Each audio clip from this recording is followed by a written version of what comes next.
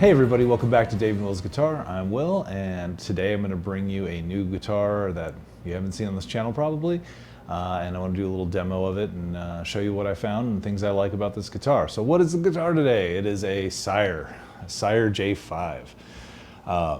Larry Carlton, Sire J5. So this is my only Jazzmaster guitar. I kind of wanted one because I like the Jazzmaster sound. I actually really dig the single coil sound on a Jazzmaster. It sounds, I don't know, not like a Telecaster, not like a Strat. It's got a jangly sound that is not quite as twangy as what you'd find on a Telecaster, but not, I don't know, not as open maybe as, well, I don't know, something like that. not quite a Strat. But yeah, this guitar is awesome. So I always wanted one, and I thought I'd get one, and after looking through a bunch of Jazzmasters and different types, this one I think was the best bang for my buck, and I'm pretty happy with the purchase. So let's start at the top. This Jazzmaster, this J5, comes with locking tuners, which is a nice little upgrade. The locking tuners feel good. I have no qualms with them. They feel like a quality part. And when I bought this guitar, I want to say I got it for $600. I was pleasantly surprised at the quality of the parts, that being one of them. Moving on, we have a bone nut. So as long as it's not a very cheap plastic nut, I'm pretty content. I like bone or the tusk material or Corian. Some of those nuts, I find them to be pretty good, and this is no different. And yeah, this was a good nut. It did need a little bit of filing. Most nuts are not perfect. In fact, almost none of them are. And so I did do a little filing to bring those strings down a little lower and bring them into a better spec. So if you've never done that, or you've ever considered buying a guitar like this, that might be something you want to do, make it a little more playable. It wasn't unplayable in the way it was originally, but it was something to make it a little bit better. We've got a 25.5-inch scale length. And these are not stainless steel frets. There's a lot of Sires with stainless steel frets. This is not one of them, but they were not perfectly level, and I did have to level some of these frets, so there was a little bit of fret work. And this is one of the earlier fret jobs I did, and while these are pretty good, I could have done a little bit better on the crown, but it's not horrible, and it's very playable, and now they're level, so that was good. I've got it set up for 5/64, little shy of 2 millimeters on the low E and going down to about 4 on the high E, and it plays great. I don't have any wild buzzing issues or anything. But most notably about these guitars, and it's something that you see all the time, they talk about the edgeless fretboard, where they heavily roll the fret edges. And let me tell you, this is definitely that. It feels very, very round. There is no edge here at all. It's probably the most well-rounded fretboard I've ever had. And in fact, sometimes it feels so different that it takes a minute to get used to, and it's very easy to pull the strings off the fretboard. Shouldn't say very easy. It is somewhat easy to pull the strings off the fretboard, because if you're not used to that rounded edge, you don't feel like you get the same grip that you would on another guitar. So your hand might not catch that edge and really anchor itself in when you do those bends and things like that. Moving on. This does not have a rhythm circuit that you find on a lot of higher end guitars and Jazzmasters and things like that. So it's very typical of most Fenders. Not all of them have it, but this one doesn't either. It's not something I felt like I would use anyway. I really didn't feel like I needed it, but a lot of people prefer that. So if you want something like that, you're not going to get it on this guitar. It does have a 3-way toggle switch and volume tone and a Goldo bridge. So the Goldo bridge, this tremolo unit, it is not like a standard Jazzmaster. It doesn't have the same movement. In fact, this feels more like a Bigsby when you use it. So it's a lot more subtle of a movement, but it is very responsive. So you do get a lot of responsiveness as you use it. I would say even a little more than a traditional Jazzmaster. It feels like as you move this arm, it feels like you're really moving the strings. But of course, there's not as much movement either. So that is really just a personal taste of whether or not you want that style of tremolo on your guitar. I would say test one. See, the thing is, it's hard to recommend that, because it's where are you going to find this style of Goldo trem that comes on these guitars. You'd have to find a very specific guitar brand. In fact, I don't know any others. I know there's others out there. I believe Duesenberg might make something like that. I couldn't even tell you, but it is a unique feeling. If you ever get a chance to play a Bigsby, that is, like I said, it's about what it's going to feel like. The pickups, I did like the pickups, the original pickups, but I changed pickups in like almost everything because I'm a weirdo. When this guitar came out and I got it, it was right when Seymour Duncan released their noiseless Jazzmaster pickups, and I have their vintage spec Jazzmaster noiseless pickups. They make a hot set, and this is their vintage regular voice set. They sound awesome. It's probably the best noiseless pickup, in my opinion, that sounds as close to the original pickup that it's trying to emulate, which is a Jazzmaster pickup, and they are quiet. I mean, this is it's quiet, more quiet than other humbuckers I have, and they use some funky technology that I've never heard of. Instead of having like, normally how they make a pickup noiseless is they like stack 2 coils, they take a humbucker and then they voice it appropriately to make it sound like the pickup they're trying to emulate. This apparently has 3 coils, some fancy technology. I don't know. It's what they market. What I know is it sounds great and it's very, very quiet. If you know anything about single coil Jazzmasters, like when you crank the gain, and there's a lot of music with Jazzmasters that uses a ton of gain, they get very noisy, and these are dead silent. I really, really like that. I think I'd be really bothered if they were noisy. I'm not a huge noisy pickup fan, but you know, it's part of the style and the aesthetic, so you know, teach their own. But these pickups are very, very good, and I like them quite a bit. Highly recommend if you have a Jazzmaster, you check those out and maybe even get them. I watched the channel Get Offset, and she demoed them. I forget her name, but it's a great channel. You should check it out. But it convinced me to buy a set, and I like it. The only other modification I did was the bridge. Now, what is this bridge? This bridge is a Bensonite bridge. So, excuse me, it's here. I'm not looking at it, so I'm not pointing at it. Bensonite makes aftermarket bridges that are awesome. They're like very solid constructed bridges that they're like, these saddles do not move. Like once you get them in place, and it is set up to rock back and forth, but it is awesome. He makes them only in 2 styles, I want to say, or like 3 different styles. They're meant, the radius cannot be adjusted, so you'd have to buy the radius appropriate for the guitar. So this is a 9.5-inch radius, 9.5-inch radius fretboard. So you buy a 9.5-inch radius bridge. I think he makes a 7.25 and maybe a 12. I can't remember, but you buy the appropriate one, and they're like right around $100, but they're awesome. They're super solid. They work really well. It's got the barrel saddles, so if you can see that, these barrels prevent the string from jumping out of that slot. The reason I did that is because it had these. I'm hoping you can get that in there in the shot. I hope it's focusing. These like threaded saddles. These are terrible. I don't like them. And it came on this bridge. The saddles sit in here, and it was just like not good. This bridge is like not a quality part. So these little threads that adjust the saddle, the bridge goes up and down, right? It adjusts the height of the bridge. These would need Loctite. You'd have to like get some blue Loctite to hold these in place, because as I was playing it would move up and down slightly. And then these saddles, because they're threaded and the pitch back of the neck is not particularly good, I had constant string jumping when I'm strumming. So I play somewhat heavy-handed, but not so heavy-handed where this has ever been a problem, but the strings would skip out of those bridge saddles.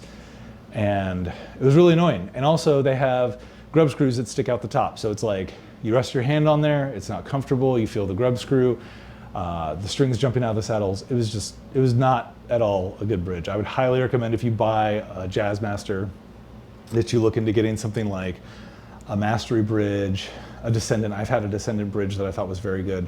But for bang for your buck, getting a quality bridge, this is the best. The Bensonite, I think, is the best that you can get as far the price. Now, is a Mastery probably better, more malleable, more like adjustable to what you might want? I know it's got adjustable saddles and whatnot.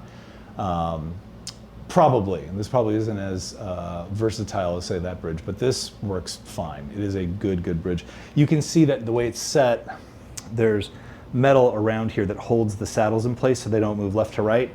That was another issue with these little threaded saddles is they're lined up next to each other, and they can kind of wiggle back and forth. They can like touch each other as you move strings around. It's not a lot of movement, but it's noticeable. And when you do that, if they reseat or they move position, it can change your tuning. Obviously, what you don't want, especially because those bridges rock back and forth the way a typical Jazzmaster setup. Not a good part. In fact, if you were not willing to change that, I would not buy this guitar.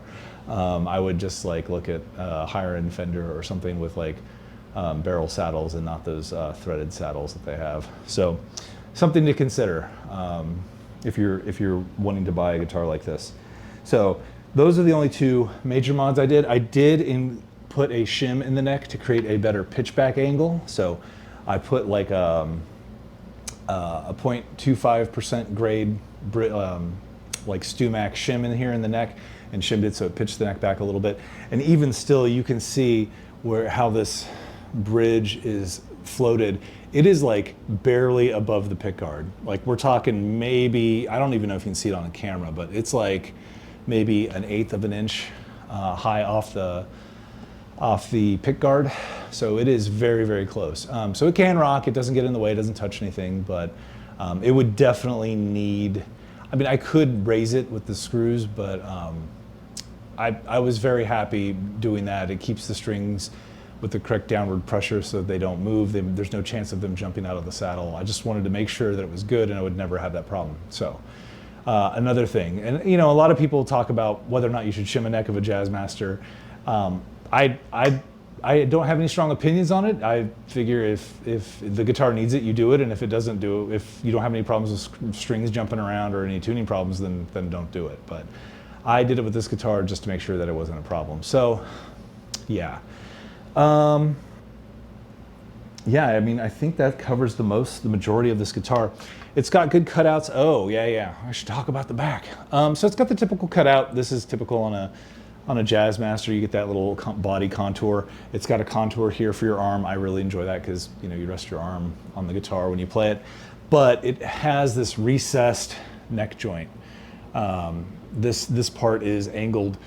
You can kind of see it better that way. It's curved closer to the neck. So the handshake, right, when you get in here and you play these upper frets, there's more room for your hand and it feels very comfortable. I very much appreciate that carve on a guitar. I've said this in other videos, I have fairly large hands. It's generally not a problem. I don't play a whole lot of songs up here anyway, but in the off chance that I do want to play up here on the neck, it's a super comfortable place for my hand. So yeah, overall, very, very happy with this guitar. $600 for the guitar, the pickups plus the bridge, another like 300-ish, and then the neck shim, which is like a couple bucks. Yeah, I spent a lot of money. It was under $1,000, right under $1,000, probably like $900 or something like that. So it's something to think about. The pickups didn't need changing. If you're happy with a traditional Jazzmaster sound, you're going to be happy. That was one thing that was just very personal preference. I would say you probably should definitely change that bridge. Probably, definitely. Yes, you should change the bridge. And the neck pocket probably needs a shim. So I think you could get out with everything said and done, probably around $800-ish maybe, with the parts and things you might need. That's assuming you may or may not have tools to either fix a nut issue or you know, level the frets. Now, did I absolutely need to level the frets? There were no dead spots. I didn't have any issues, but I like to level the frets simply because if they're not level, I can bring the action down a little lower and make it a little more playable. So, like I said, it's close to 2 millimeters. It's a little below that. It's somewhere between 1.75 millimeters and 2. Probably like 1.85 or something. That's very comfortable for me. And being able to level the frets helps that process move along, so I can have those mods. All right.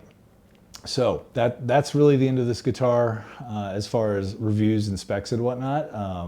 Let's take it to the tones. I'm gonna have Dave play some stuff, and I don't even know what we're gonna play. I'm just gonna be like, hey man, figure out some cool riffs, and we'll put some clean sounds and some dirty sounds and some whatever, and hopefully you guys get a better understanding and taste for what this guitar is, and I hope you enjoy it. So thanks for joining, and onward to Dave.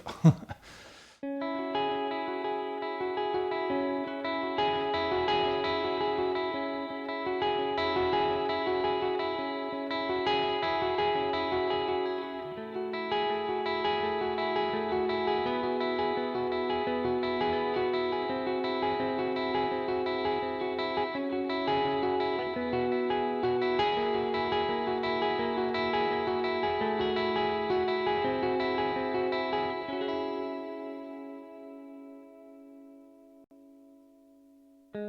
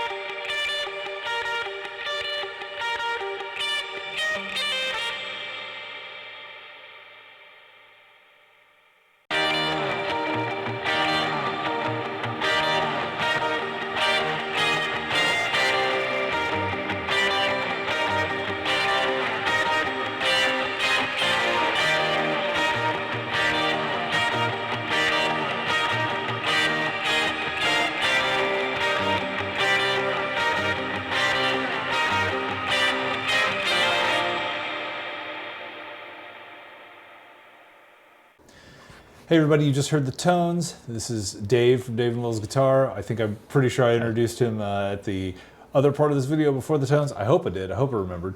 But as I said, we were reviewing the J5 Sire Jazzmaster copy.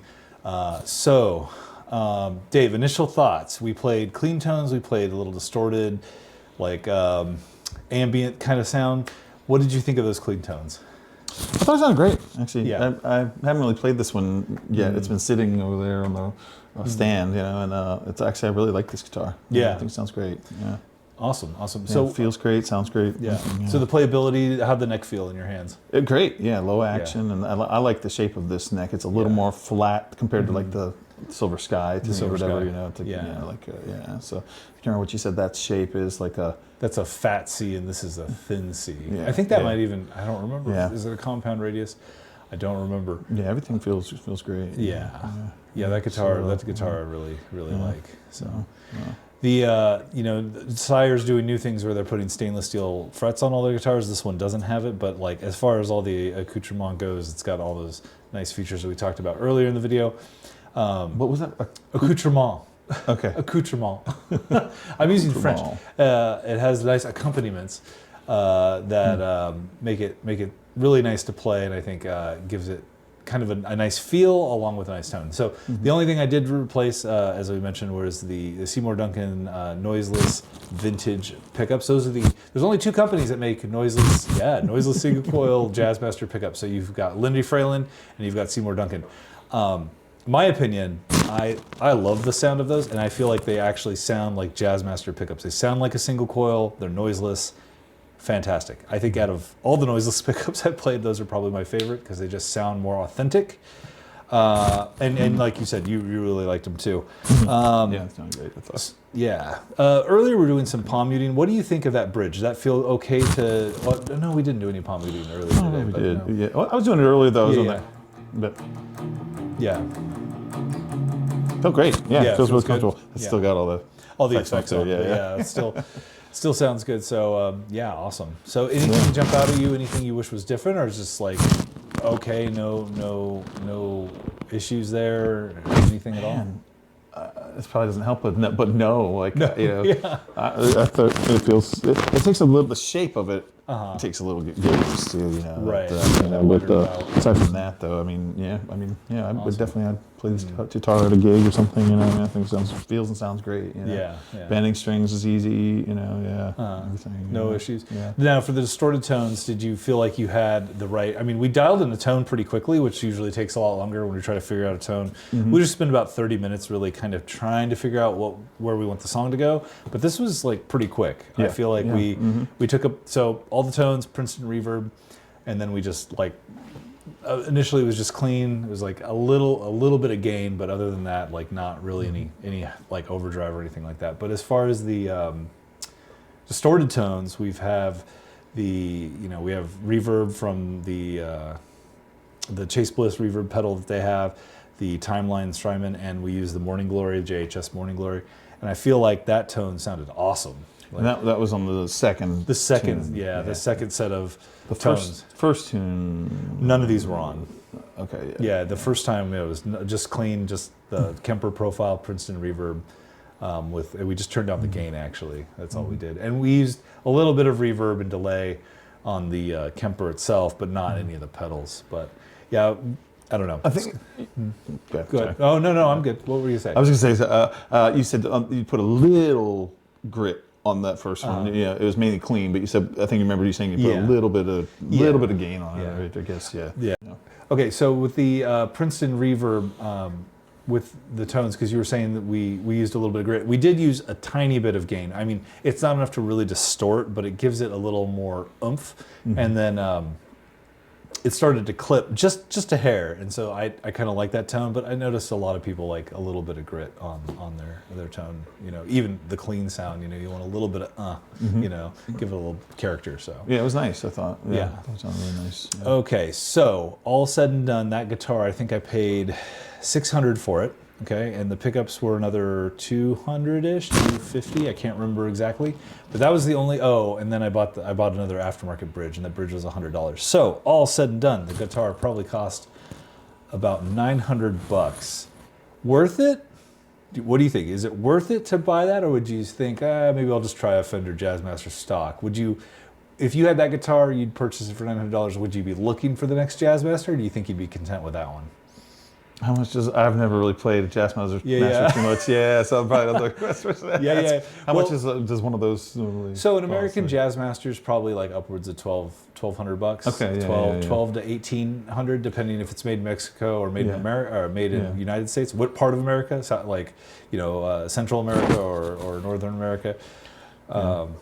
Yeah. So would you think you'd want to step up to the American version for $1,800, or you'd be content with that? Let's assume you had like disposable income. You didn't care. You could just have one. I wouldn't mind hearing it, I guess. But I mean, this I do think sounds great as is. You know. So awesome. You know, Awesome. Okay. So I think it's very much worth it. As I said earlier in the video, in the earlier parts before we got to the tones. The aftermarket upgrades really kind of make this guitar shine. I did shim the neck, so the neck has a little bit more pitchback, so that way you could raise the bridge. That helps with a lot of other parts of a Jazzmaster that make it difficult. So I would say this guitar is actually only worth it, in my opinion, if you can change the bridge and pitch the neck, because as we talked about in the other video, or earlier part of the video, the bridge needs a lot of work. So after that, it's good. But anyway, thanks everybody for joining us. Do you have any final thoughts, Dave? I don't really. I'm pretty content, you know, just with I was digging the sounds that were coming, you know, we were getting, you know. Yeah, they sounded awesome. Yeah. I was actually surprised at how quickly we were able to like kind of get it rolling and dive right in. So just dial it in. Yeah. It feels like a very versatile instrument to me, because I feel like you can. Well, I say that it can be played in a lot of music I like. So obviously, I was playing country, maybe not so much. I don't know. Who knows? Anyway, guys, thanks for joining us. We'll hope to see you again in the next one, and hope you like the video. Let us know what you think. Thanks.